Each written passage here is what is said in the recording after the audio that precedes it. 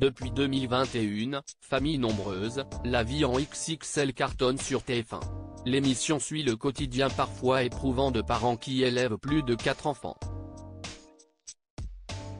C'est ainsi que les Pélissard, qui ont accueilli leur 9e enfant en août 2023, sont devenus les stars du programme avant de claquer la porte en octobre 2022.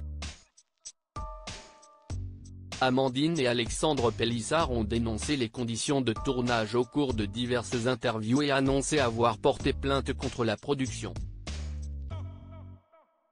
Dans la foulée, d'autres participants ont décidé de leur emboîter le pas, souhaitant obtenir une déqualification de leur contrat en contrat de travail. Parmi ces derniers figurent Céline et Fabrice Safré, qui se sont fait connaître dans la 4e saison. En mai 2023, près d'un an après son départ de l'émission, Céline Safré faisait savoir qu'elle avait elle aussi saisi la justice. Je suis vraiment très heureuse de voir que la parole se libère enfin sur cette émission qui fait tant d'audimat et dont les familles sont tout autant critiquées, se réjouissait la mère de famille. La famille Safré @Instagram. La famille s'agrandit en 2022, Céline et Fabrice Safré recevaient leur cadeau de Noël avant l'heure. Le 7 décembre, ils ont accueilli leur 9e enfant, un petit garçon prénommé Augustin.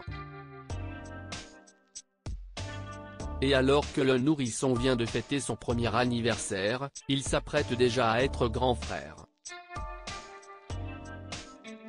En effet, comme elle l'a révélé ce mardi 23 janvier 2024, Céline Safré est enceinte de son 10e enfant.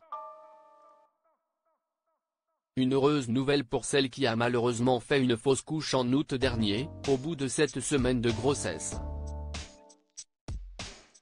Angoissée à l'idée de revivre le même traumatisme, la mère de famille a préféré garder le silence les premiers mois, avant d'annoncer l'heureux événement à venir à ses abonnés. Après plusieurs semaines d'absence, Céline Safré a fait son retour sur Instagram afin de faire part de sa joie de voir sa famille s'agrandir. Fabrice est en déplacement professionnel à l'étranger quand je découvre cette nouvelle grossesse. Je suis tellement heureuse et en même temps tellement angoissée à l'idée de revivre une fausse couche et de lire de la tristesse dans les yeux de mon mari. Je décide donc de garder cela pour moi et de ne rien dire à Fabrice le temps que la grossesse évolue positivement. Et tout semble aller pour le mieux, comme l'a confirmé l'écho du premier trimestre.